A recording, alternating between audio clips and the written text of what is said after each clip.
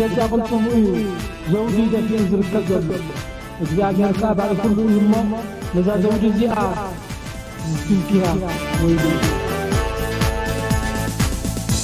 ኤርትራ ከኢትዮጵያ መከላከያ አንፃር መቆም የሚያስችል አቅም የለውም። ዘንድሮ ከኤርትራ ጋር ታርቀን ባይሆን ኖሮ ምን ሊፈጠር እንደሚችል መገመት ያስቸግራል። መታረቃችን የግለሰቦች አለመሆኑን መታረቃችን የህዝቦች መሆኑን ከኤርትራ መንግስት በላይ የኤርትራ ህዝብ በተግባር አሳይቶናል። በጣም ነው የምናመሰግነው የኤርትራ ህዝብና መንግስት ስላደረገው ነገር። ሰላም ተከታተልቲ ሶል ሚዲያ ዘለኹም ሰላምኩም ይብዛሕ ክንደቅስ ክንትስ ኤርትራውነት ጎርመነት አይምረስዕ እንዳወልኩ ኣብዞ ዘለኹም ሰላምኩም ይብዛሕ እቶም ሓደሽ ሶል ሚዲያ ዝኾንኩም ሳብስክራይብ ከም ወኻና ኩሉ ንኽባጻሕ ሼር ላይክ አይትሕመቁ ከምኡውን ኣገዳሲት ሓበሬታ ነፍሲ ወከፍ ተኸታታሊ ሶል ሚዲያ ኣብታ all notification ትብለላ ኣብኣ ብምኻድ ንዓኣ ክትጥውቅዋ ከምኡውን ሳብስክራይብ ክትገብሩ ብዙሓት ይሕዋት ላይፍ ከኣቱ ከለኹ ኣይመፃናን እዩ ዘሎ እቲ ኖቲፊኬሽን ኣይመፃናን እዩ ዘሎ ከምቲ ቀፃሊ ቅድሚ ሕጂ ዝመፃና ዝነበረ ትብሉ ይሕዋት ናተይ ፀገም ኣይኮነን ኣብኣ ከይድኩም ቸግበርዎ ኩሉ ግዜ ሰዓት 6 ቀፃሊ ላይፍ ከኣቱ ከምኡውን ከምቲ ሓፀርቲ መደባት ዝሰርሐውን ካብኡ ብዝተዓፃፀፈ ንቅድሚት ከይድና ክንሰርሕ ኢና ክንድቅስ ክንትስ ኤርትራውነት ጎርመነት ኣይምረስዕ ክቡራት ተኸታተልቲ ብጣዕሚ ጥዑም ዜናታት ይወፅእ ኣሎ እሱ ከዓ ሩስያ ኤርትራ ከምኡውን 50 ቢልዮን ዶላር ወርቂ ንዱባይ ብኤርትራ ገለ ዝብል ነገራት ኣሎ እሞ ክሳብ መጨረሻ መደባትና ክትከታተሉ እንዳዓደምኩ ሰናይ ምክትታል ክቡር ሚኒስትር ምክልኻል ጀነራል ፊሊጶስ ወልደ ዮሃንስ ሎማዓንቲ መልእኽቲ ንተመረቕቲ ዘመሓላለፎ መልእስያት ኣዝዩ ኣገዳሲ ዝኾነ ናብኡ ከብለኩም እጃሞም ከበርክቱ ትፅቢት ዝግበረሎም ኮይኑ ብተመክሮም ብፍልጠትን ንኽዓብዩ ኣብ ልዕልቲ ኣብ ኣሃዱታቶም ዝቐሰምዎ ግብራዊ ተመክሮ ቀጻሊ ዝኾነ ናይ ትምህርቲ መደባት ክስራዓሎም ተላብዮም መኮንን ጎስጓስና ሓበሬታን ዓመታዊ ውጥን ኣለዎ።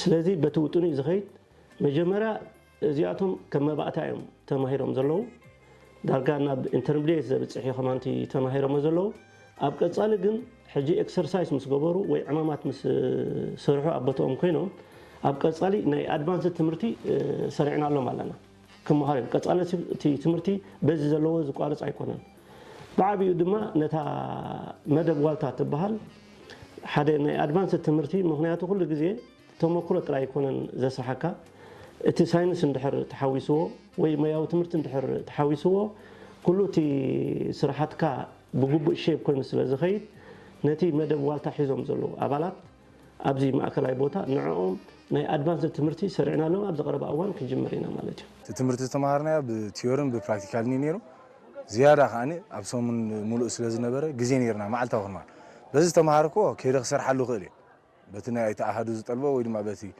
سرح نت مكل خالد حتى كاخ سرح حلو تغلع نزل على درجة قل توم مهارنا أبوهم نيم مهارنا تبايلهم نعابين نوصلهم خير تزفان قبل مهناتو كبيزي كنا نمكن سرح نخل أبوش تسوى رحمتي نارنا درقم فيديو مالتي كابز خانة خميلي قتل ويكاكورسات نحرتوها من عدل كعب زغلي أبزي جنرال فيليبوس والدي يوحنس أزستي سراويت أبالات هزباو محبرات سترخبلو نايم مرقتا سنسرعات بلوت وزيد زمتو تمهارو كابستفل عليو حلفت سراويت وزيد سعروم زخونا شلمات تقبلهم جنرال فيليبوس دما حاتير نايم زازا مقال أسمعو كل جزي أنا انتهي دبل نوين اسي مالت مساء مالتيو مساء خبار كله خا نمساء بايتا زفتر نمساء زدرع نجارات كسرح له نمساء زدرع نجارات كسرح تخوين خاني أب تاريخ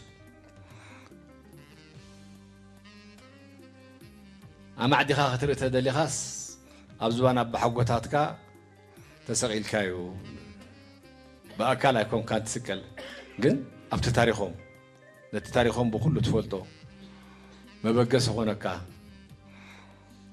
التاريخ مسفلت كاشعوي أبحام قول كذا حدرك بزح نجارات هلو بزح سئلتات مسكا حلنا خاق قص كسرح تبقس كتمرامر تبقس كتمرامر مس جمر كاخا بزح تفلت مو نتي تفلت كايا خا ام مزغب تصفرو تسندو نولدو تمحلالفو كصالنتني هاجر كا توحس مالتي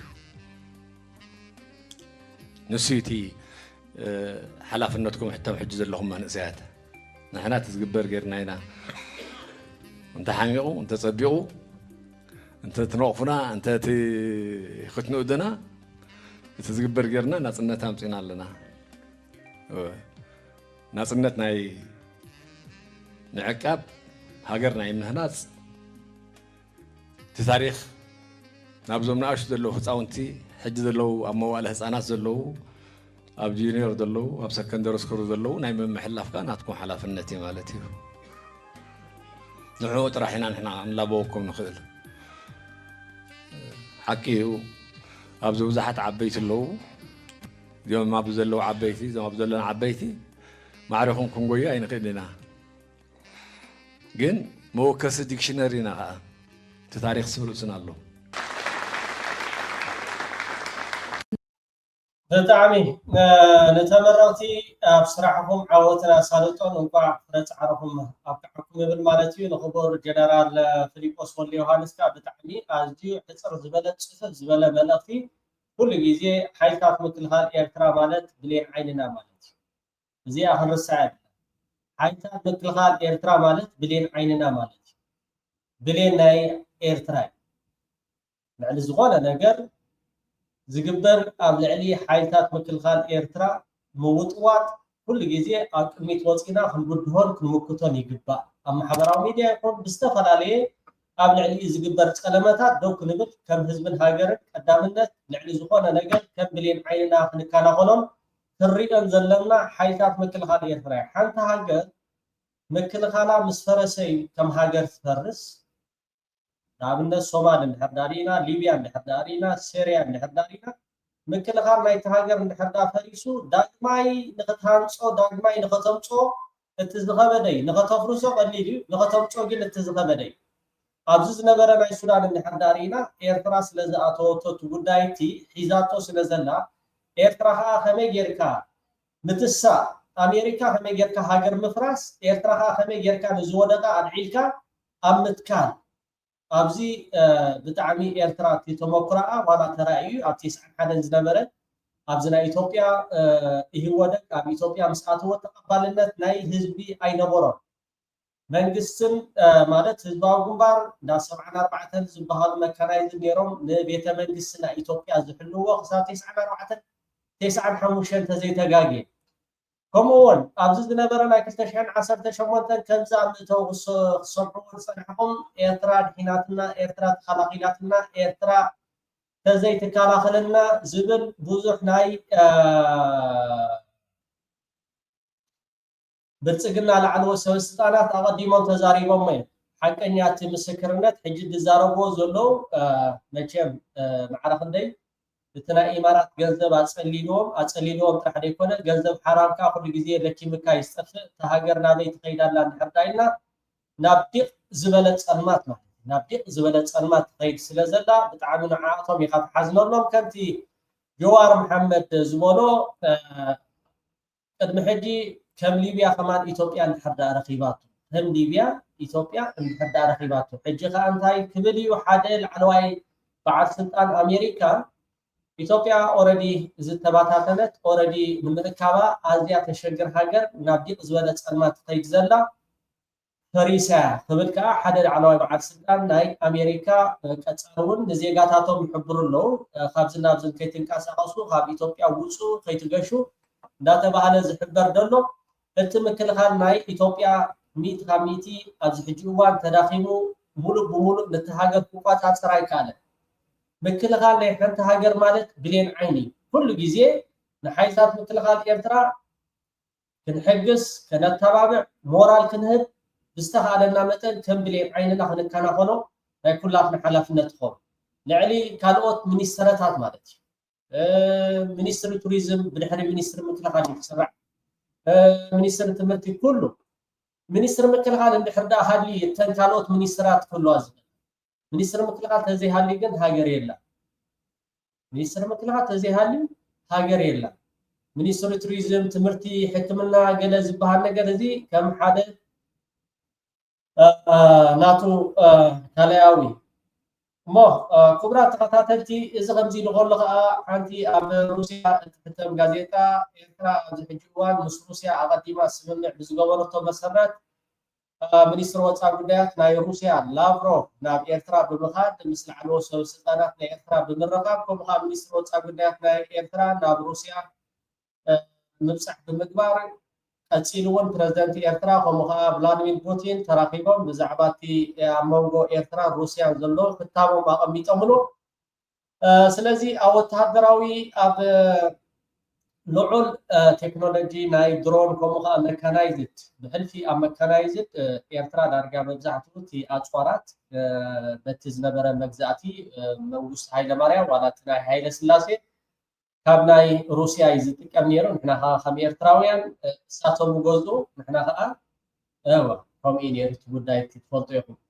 እሳቶም ገዝኡ ከም ሲንተ ሸመ ዝበሎ ማለት እዩ ኣብዪ ኣሕመድ ምስ ከደስ ክንዝዕዳ ኣለካ ተባሂሉ ናይ ሃይለ ስላሴ ክንዝዕዳ ኣለካ ናይ መንግስቲ ሃይለማርያም ክንዝዕዳ ኣለካ ኣነ ወላ ሓደ ዝፈልጦ ነገር የለን እዚ ኩሉ ትብልዎ ዘለኹም ኤርትራውያን እዮም ወሲዶሞ እዮም ከዓ ዝብልካ ኣይሓፍሩን እዮም ደምና ከፊልና ኢና ነቲ ንብረት ወሲድና ደምና ከፊልና ኢና እቲ ንብረት ወሲድና እያ ማለት እዩ ስለምንታይ ኩሉ ዓለም ንዓና ጠሊማትና በይኑ ህዝቢ ኤርትራ እግዚኣብሔርን ረቡን ሒዙ ጠጠው ስለ ዝበለ እዩ ማለት እዩ ስለዚ ሩስያ በቲ ትገብሮ ዘላ ኣብ ልዕሊ ናይ ኤርትራ መካናይዝድ ኣብ ውሽጥን ኣብ ደገን ልኡኻት ከምኡውን ላዕለዎት ሰበስልጣናት ናይ ኤርትራን ናይ ሩስያን ምብፃሕ ድሕሪ ምክያድ እቲ ዝተኸተመ ውዕል ድሮ ኣብ ተግባር ተተግቢሩስ ኤርትራ ኣብዚ ሕጂ እዋን ስርዓት ብዕልግና ጠንቀምቀም እንድሕር ዳ ኢልካ ቅድሚ ሕጂ መካናይዝድ ናይ ኤርትራ ፍሉጥ እዩ እቲ ቤተ መንግስቲ ናይ አዲስ አበባ ሴሩ ዝኣተወ መካናይዝድ ናይ ኤርትራ እዩ ታንከኛ ናይ ኤርትራ እዩ ንመጀመርታ ንቤተ መንግስቲ 4 ኪሎ ዝኣተወ ታንከኛ ናይ ህዝባዊ ግንባር እዩ ኣብዚ ሕጂ እዋን ከዓ ካብኡ ብዝበለፀ ማለት እዩ ምስ ሩስያ ከተካይዶ ዝፀንሐት ኣብ ዝተፈላለየ ነገራት ናይ መካናይዝድ ናይ ድሮናትን ናይ ገለን ከምኡውን ትምህርቲ ብምኻድ ከተሰልጥን ኤርትራ ድሕሪ ምፅናዕ ኣብዚ ሕጂ እዋን ኤርትራ ኣብቲ ዝበለፀ ፀብለል ኢላ ቤንሻንጉል ምፃእ ፊት ንፊት ግጠም ፊት ንፊት እኮ ቤናይ ክትገጥሙ ቤናይ ዓቕሞም ቤናይ ክትመፁ ከምዛ ትሪኮላት ኣባይን ሓፂርናብኩም ዘለና ከምዘን ኣባጊዕ ሪኢኹምዎን ኣለኹም ከምዚ ኣሎብሽ ሓፁር ጌርካ ትሓፅረን ገለ እንስሳ ከይብለን ከመይ ኢኹም ትሓፂርኩም ዘለኹም ንኤርትራ ቤናይ ክትመፁ ትኽእሉን እዮም ስለዚ ንሕና ከም ኤርትራውያን ኣብዚ ሕጂ 7 ዓመት ኢትዮጵያ ወላ ሓደ ክትገብራ ይትኽእልያ ንኤርትራ 7 ዓመት ወላ ሓደ ፊት ንፊት ገጢማ ይትረብ እዛ ኢትዮጵያ እዚኣ ሕጂ በዓል ጀዋር መሓመድ ፈርስ ኣላ ኢሎም በዓሎም ዝመስከሩ ፕረዚደንት ኢሳያስ ኣፈወርቂ ከዓ ኣቐድም ኣቢሉ ንየነይቲ ኢትዮጵያ ምስ በለኩም ኣጉሪዕኹምን እምኒ ክትዳራበዩ ጀሚርኩም ስለዚ 7 ዓመት ኣብቲ ቀርኒ ኣፍሪካ ምስ ኤርትራ ክትገጥም ትኽእል ሓይሊ የላ ግን እንታይ እዩ ከይተዓብዱ ወይ ከዓ ከይተንፀርፅሩ ሕጂ ዘይኮነት ሩስያ ኤርትራ ስራሕሃ ክሰርሕ ፀኒሓ ድሮ እውን እቲ ዝተዘርአ ክዕፀድ ጀሚሩ ኣሎ እስከ ንስማዓዮ ኣብዚ ካብቲ ስምምዓት ዝነበረ ሓደ ካብኡ እቲ ናይ ሚኒስትሪ ምክልኻል ናይ ኤርትራ ንምሕያል ኤርትራ ተሰማሚዓ ምንባራ ማለት እዩ of the agreements signed some time ago we are ready to satisfy the needs of Eritrea as regards maintaining its defense capacities and we certainly will be cooperating in humanitarian matters. We are ready to increase the number of scholarships which Eritreans receive every year from the Russian government. We discussed African issues, especially from the point of view of resolving several conflicts in the Horn of Africa. We hope that the latest agreement between Ethiopia and the Tigray Front reached with the help of South Africa, with the help of Mr. Obasanjo and Mr. Kenyatta, will help stabilize the situation in the region, which would also be beneficial for stability of all countries situated here. Our main discussion was devoted to the changes, radical changes in international situation. We have consolidated position in the United Nations on all. روسيا حدا خابتي agriculture اب كمون اب ناي ቀይር حارز ዝግበር ናይ ነጸታ ዝተፈላለዩ ነገራት ምስ ኤርትራ ክትደጋገፍ ምዃና እቲ ቀንድ ግን ቀዳምነት ክሰርሓሉ ጸንሐት ኣብዚ ሕጂ እዋን እቲ ናይ ምክልኻል ናይ ኤርትራ ዓቅሚ ምስ ሩስያ ክስራሕ ከም ዝጸንሐ ኤርትራ ኣብዚ ሕጂ እዋን ቤንሻንጉል ከመይ ኣሎ ቤንሻንጉል ከመይ ትሕቆን ኣለኹም ጽቡቕ ኣሎ ይስማዕ ደሎ ገለ ኣብ ዝቐረበ እዋን ካታ ከተማ ክትተሓዝያ ናይ ሰዓታት እዩ ኩነታት ከመይ ይኸይድ ኣሎ ከዓ ብደቂቁ ንከታተሎ ስለ ዘለና ተራዳሪና ዶ ኦኬ ሕጂ ሶይድካ ሃተፍተፍ ኣይኮነን ምስ ኤርትራ ገጢሙ ክስዕር ዝኽእል ሓይሊ ኣብ ቀርኒ ኣፍሪካ የለን እነሆ ብሜዳ እነሆ ብጎቦ እነሆ ብፈረስ ኩሉ ነገር ገጢላ ኤርትራ ኣብዚ ሕጂ እዋን تزاربوا اليوم حجها روسيا خذوا قنيم بزغنا خاب جبسي قيار خلوكم خلي روسيا خذوا قنيم تشوفها خنبوكم نخلينا قال بتعمي متشم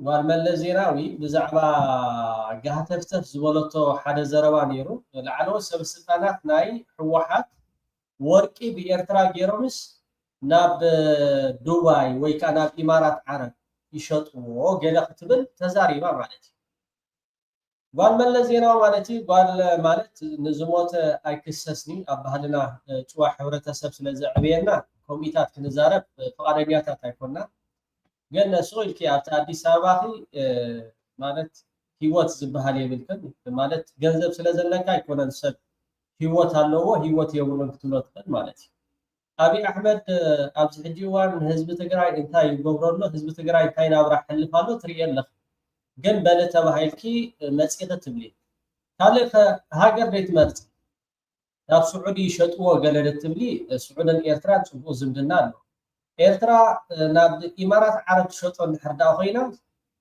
إمارات عرب كأني تلاقيت إيرترا أبز حجيوان كا كل مستيرات تتعالو زبهال مس أبي أحمد الساعة بتلقخو نجار كل تي إنفورميشن ويكات حضرتها لأبي أحمد قربو خبص حيثين السخيب بمنتاي فريدكي ويكا بمنتاي مرتعو قالك نزبط حتى بل تباهيلك باباغالو انتاي يسأجر أبناء إثيوبيا أملغوت سلزولي والحلافي تيا ود حلافي جلز بهال معنا أكمل يستراويان ودا إخي ودا إخي ولا حدا يستراون ودي وزل لكن عافية لا سلامتاي بأخذكم جزء نجار سلزة حلفنا مالك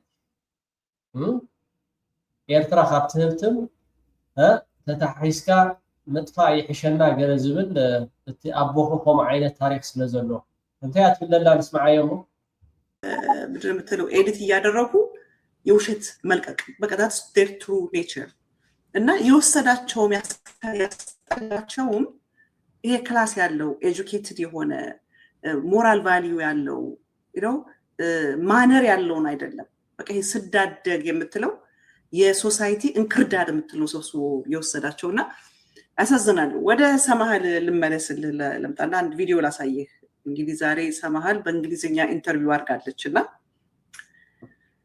በጣም የገረመኝ በቅርቡ ኮንታክት አድርጊያት ነበርና እስኪ ነይና ኢንተርቪው ላድርግሽ ያልኳት ስላት I'm not interested to be interviewed አለችኝ ምክንያቱም እኔ ጋር ብትመጣ አሁን እዚህ የሄደች እንደፈለገች አፏን እየከፈተች እንደምትሄዷት ከፍታት ሄድም ግን የሆነ ሰው ጋር ኢንተርቪው በእንግሊዝኛ አድርጋለችና እኔ honestly እድመንዲዬ እንደ ሰማሃል አይነቶችን ቁጭ ብዬ አልሰማም እኔ የምሰማቸው ሰዎች ማስተዳደር የሚችሉ በእጃቸው ሰርተው የሚበሉ ለውጥ ማምጣት የሚችሉ እንጂ ዋንሰነ ብሉሙን እየመጡ ሚዲያ ላይ የሆነ ነገር ጥራዝ ነጠቅ እየተናገሩ የሚሄዱትን አይዶልስን ተቆርጦ ግን የተለቀ أنا وأنت قريتي سمعي دابر نع نزا مالت سويلة حنت ودا زخنت نع نخسمع جيزي زلو إيرتراون يلا جن كابت زجرم جن إيرتران حتى إلكا العيلكا جدا كتلع علكا جدني إيرترا إلى سلزل علت هبزا قداي زيا أقطعم لزيا قريتو ما فيسبوك مسرافوا كل جيزي سلزل تركها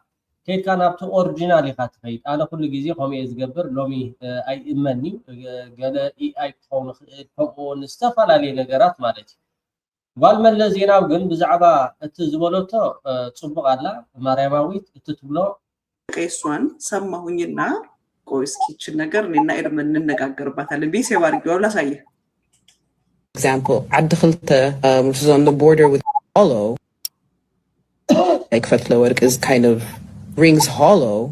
By the way, هنا ያገኘሁት ዳዊት ከበደ ፖስት አድርጎት ነው። ዳዊት ከበደ በቅርቡ ስለ ሞንጆሪኖ በጣም አጽያፊ የሆነ ነገር በፌስቡክ ጽፎ እኔ በሱ ላይ ፕሮግራም ሰርቼ ነበር። እኔ ዳዊት ፖለቲካ አቋሟን መስደብ ትችላለህ፣ ከኔ በላይ ለሱ ትቀርበዋለች። ሞንጆሪኖ ለከኔ ይልቅ ለዳዊት ትቀርበዋለች። አንድ መንደር ልጆች ናቸው፣ አድዋ ናቸው። ያው በትግራይነትም ለሱ ነው የምትቀርበው። ያው ድሮም ቢሆን ለወያኔዎቹ ለቅርብ የነበረ ኢንተርቪው የሚያደርግ ዋቴቨር የነሱ ቀኝ እጅ የነሱ ጓንት ነኝ የሚል የነበር እሱ ነው። ግን እኔ እሱ የፖለቲካ አቋሟን ክሪቲሳይዝ ብታደርግ አይ ዶንት ኬር። አሁን ግን መስመር ጥሰህ እንስትነቷን የሰደብክ ብዬ በሱ ላይ ፕሮግራም ሰርቼ ነበር። ከዛ የተነሳ ዳዊትን እኔ አይ ፎሎ ሂም በፌስቡክ እከተለዋለሁ። ፐርሰናሊ ደስ የሚለኝ ሰው ነው። ሂዝ ናት ኢነሚ ብዬ የማየው ሰው አይደለም። እና ይህንን ቆርጦ ሲለቀው ሳይ አይ ቤት ብዙ ሌላ ማት ነገር ተናግራለች ሰማሃል። ለሱ ግን ሰሞኑን በፈትለ ወርቅ ላይ ላደረገው የስም ማጥፋት ዘመቻ ፊት ስለምታረግለት ነው ቆርጦ የላቀቃትና ለዚህ ነው ዳዊት ከበደ የሚል የምታየው። እንስማትና is because it doesn't do anything to address that political economy, right? It doesn't do anything to address the fact that a majority of Tigray's wealth is being siphoned off to the UAE. So from that perspective, unless you're willing to address that political economy, you cannot be a nationalist. Like that's just, those two things can't go together. And I think ለሚሰሙ ሰዎች እንተርጉምላቸው ምን እያለች እንደሆነ ከዚህ ጋር ልጀምር። kind of rings hollow.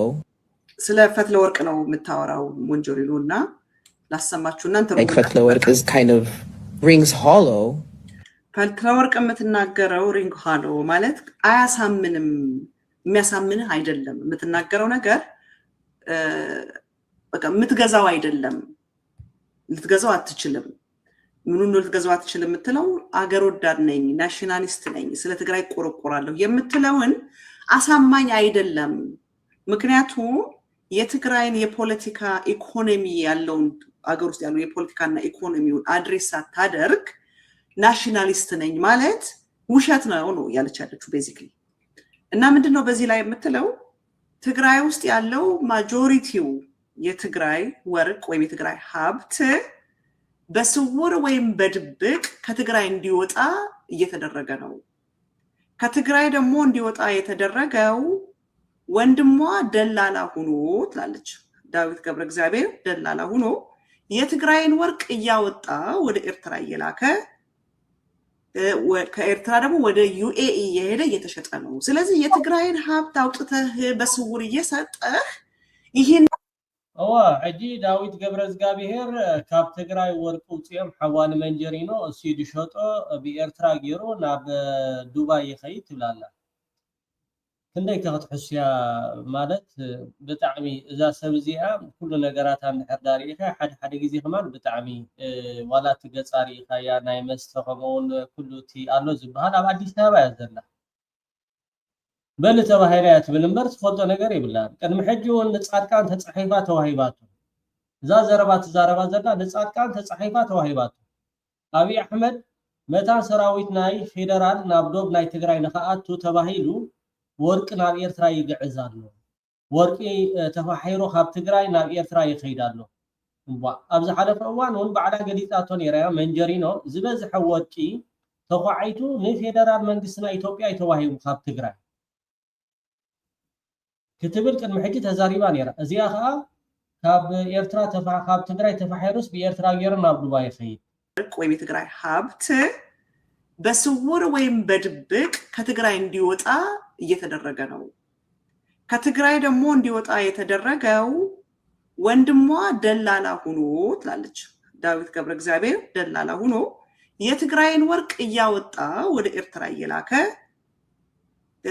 ከኤርትራ ደግሞ ወደ ዩኤኢ እየሄደ እየተሸጠ ነው። ስለዚህ የትግራይን ሀብት አውጥተህ በስውር እየሰጠህ ይህንን ፕሮብሌም ይህንን ያለውን ነገር አድሬስ ሳታረግ ለሀገር ተቆርቋሪ ነኝ አገር ወዳጅ ነኝ ማለት አትችልም። እንደገና ወርቅ የሚወጣበት ቦታም የት አካባቢ እንደሆነ እናውቃለን ብላ ክልተ ምናምን የሚባል አገር ትጠራለች። የዛ አካባቢ ደግሞ የሴኩሪቲ ኃላፊው ምናምን ማርከስ የሚባል ቆሰማቸዋል ማርከስ የሚባል ነው። የማርከስ አለቃ ደግሞ ምግበይ ነው። ስለዚህ ምግበይ ማርከስ የሚባለው ሞንጆሪኖ ደላላ ዳዊት ሆኖ ወርቅ ወደ ዩኤኢ እያወጡ ነው። ስለዚህ ይሄንን ወጥታ በአደባባይ ሳትነግረንና ሳታምን ይሄንን አድሬስ ሳታረግ እንዴት አገር ወዳድ ነኝ ትለናለች ነው አሰማችሁ እንግዲህ is because it doesn't do anything to address that political economy, right?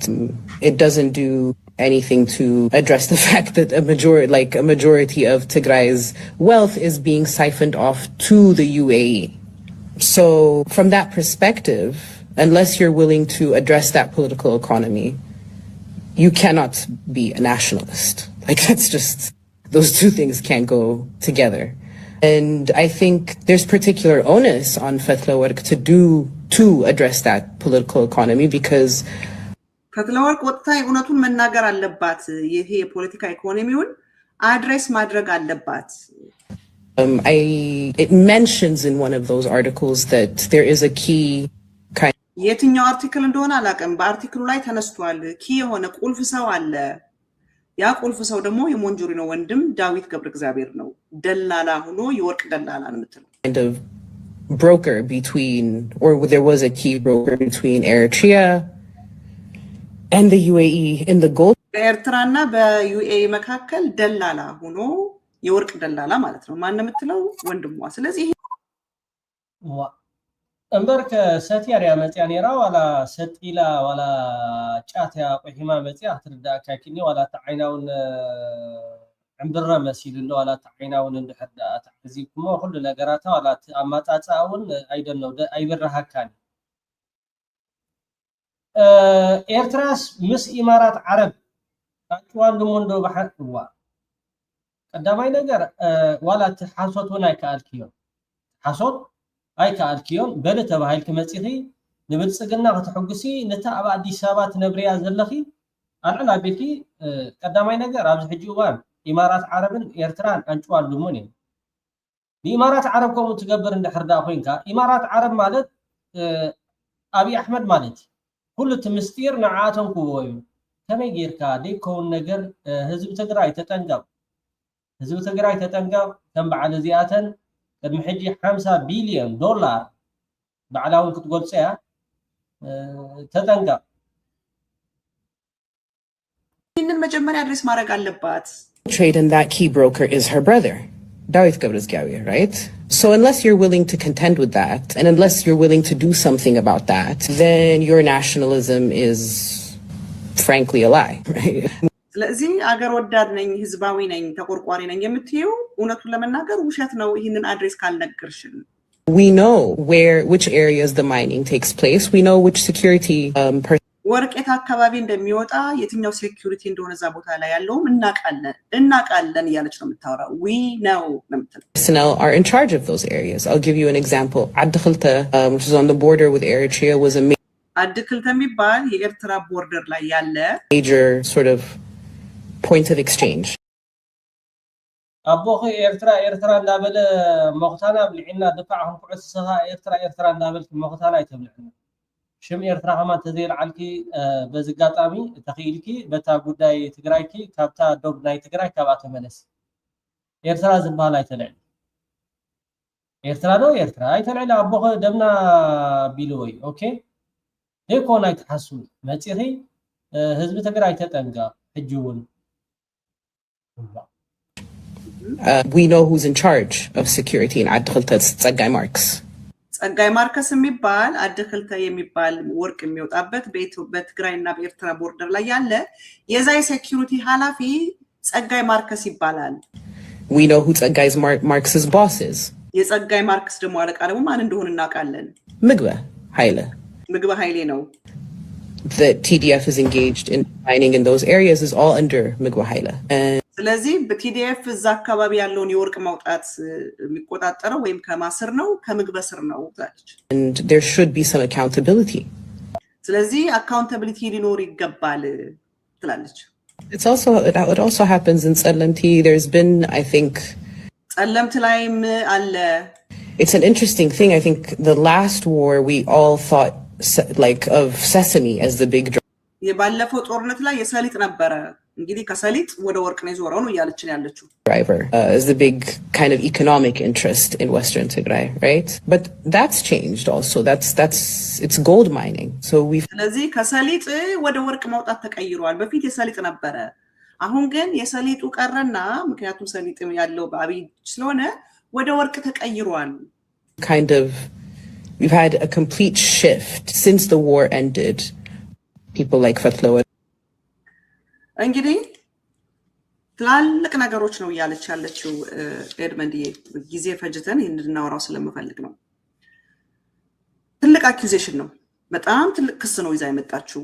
ፈትለወርቅ አገር ወዳድ ነኝ ልትል አትችልም። ስለ ትግራይ ተቆርቋሪ ነኝ ልትል አትችልም። ወይ ናሽናሊስት ነኝ ልትል አትችልም። ምክንያቱም ትግራይ ውስጥ ያለው እዚህ ናይ ቅድሚ ሕጂ ጀነራል ጻድቃን ኣብ ትግራይ እንዳሃለወ ኣብ ትግራይ ዝተዛረቦ ዘረባሉ ንሱ ያደጊማቶም ሕድሶኩም ይብሉን እዚ አብይ አሕመድ ጽሒፉ ነቶም ተጋሩ ሂቦም ሰራዊት ናይ ፌደራል አብዶባት ናይ ኤርትራ ናይ ትግራይ ንኸአቱ ወርቅ ናይ ትግራይ ይግዕዛሉ እንዳተባሃለ ንህዝቢ ትግራይ ንምሽርሻር ዝግበር ውዲት ሒዛ ያመጽያ ሓድሽ ነገር አይኮነን።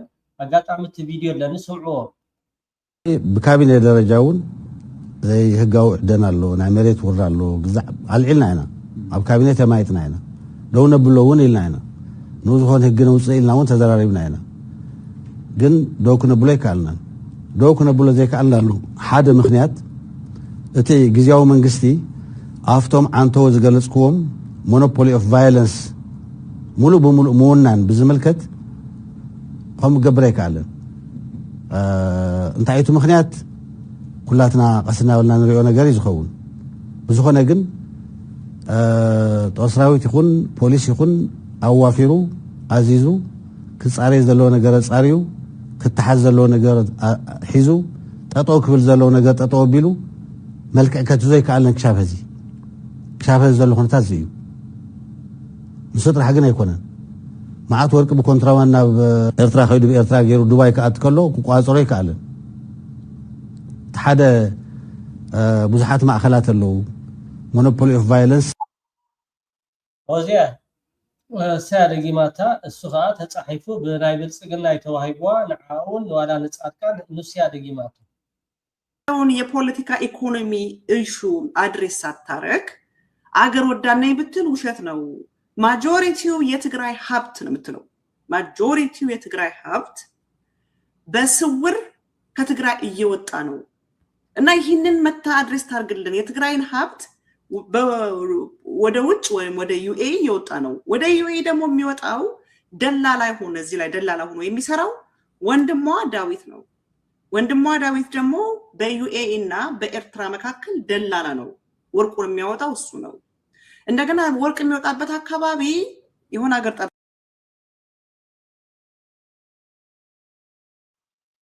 አራይ ክቡራት ተኸታተልቲ ሶል ሚዲያ ደጊመ ደጋጊመ ኣብዞ ዘለኹም ሰላም ኮይኑ ይብዛሕ ቅድሚ ሕጂ ተዘርጊሕ ነይሩ እቲ ሙሉእ ትሕዝቶ 50 ቢልዮን ዶላር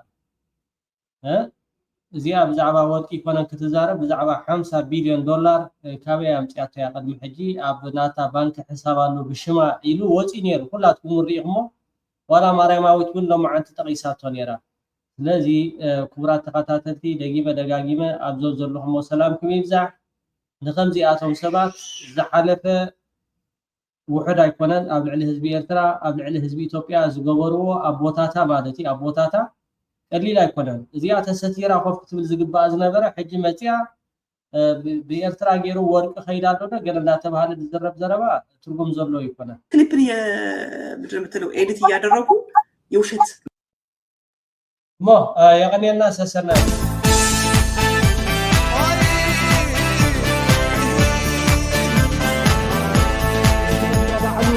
بجد قلتم زوجي دفين زركب ዘሎ እግዚአብሔር ካባል ሁሉ ይሞ ለዛ ዘውጅ ዚአ ፊልኪያ ወይ